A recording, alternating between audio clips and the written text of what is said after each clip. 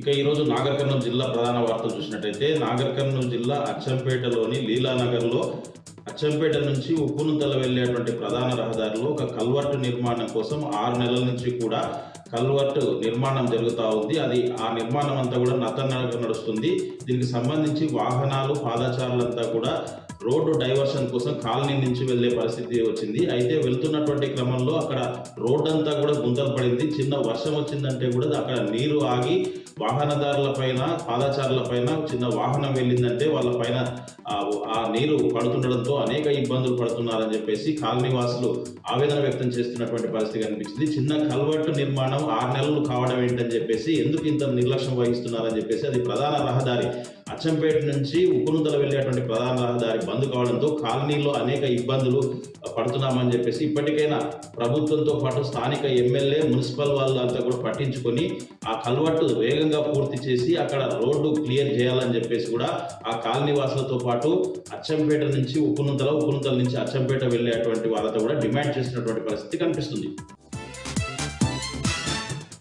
ఒక వార్త చూసినట్టయితే నాగర్ కర్నూలు జిల్లా కొల్లాపూర్ ఆర్టీసీ బస్ డిపోలో పనిచేస్తున్నటువంటి ప్రైవేట్ బస్సు డ్రైవర్లు ఈరోజు ఆందోళనకు దిగినటువంటి పరిస్థితి కనిపించింది. చాలా ఏళ్లుగా మేము ప్రైవేట్ ఆర్టీసీ బస్సుల్లో పనిచేస్తున్నాం కాబట్టి మాకు వేతనాలు పెంచట్లేదని చెప్పేసి అనేక ఇబ్బందులు పడుతున్నామని చెప్పేసి 15 గంటలు పనిచేసినా కానీ 1500 జీతం ఇవ్వట్లేదని చెప్పేసి ఇంధన పొదుపుతో అనేక ఇబ్బందులకు గురవుతున్నామని చెప్పేసి ఎవరూ పట్టించుకోవడం లేదని చెప్పేసి ఈరోజు వాళ్ళు ఎక్కడి బస్సులు ప్రైవేట్ బస్సులు అక్కడనే నిలిపివేసి వాళ్ళు ధర్నాకు దిగినటువంటి పరిస్థితి కనిపించింది. మా వేతనాలు పెంచే వరకు, మా పైన ఇబ్బందులు తొలగే వరకు కూడా మేము మా ప్రైవేట్ ఆర్టీసీ బస్సులు నడపమని చెప్పేసి కూడా వాళ్ళు హెచ్చరించినటువంటి పరిస్థితి కనిపించింది.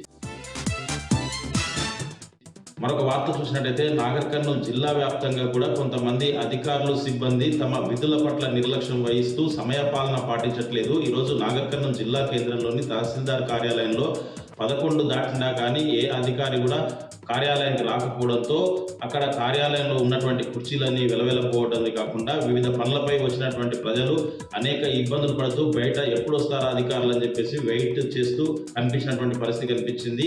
సమయపాలన పాటించకుండా ఇదే రీతిగా ప్రతినిత్యం కూడా చాలా కార్యాలయాల్లో ఈ పరిస్థితి ఉందని చెప్పేసి, ముఖ్యంగా ఈరోజు తహసీల్దార్ కార్యాలయంలోని నాగర్ కర్నూలులో ఈ పరిస్థితి నెలకొందని చెప్పేసి, ఇట్లా విధుల పట్ల నిర్లక్ష్యంతో పాటు సమయపాలన పాటించకుండా నిర్లక్ష్యంగా వ్యవహరిస్తున్న వారిపైన చర్యలు తీసుకోవాలని చెప్పేసి కూడా ప్రజలు డిమాండ్ చేస్తున్నటువంటి పరిస్థితి కనిపించింది.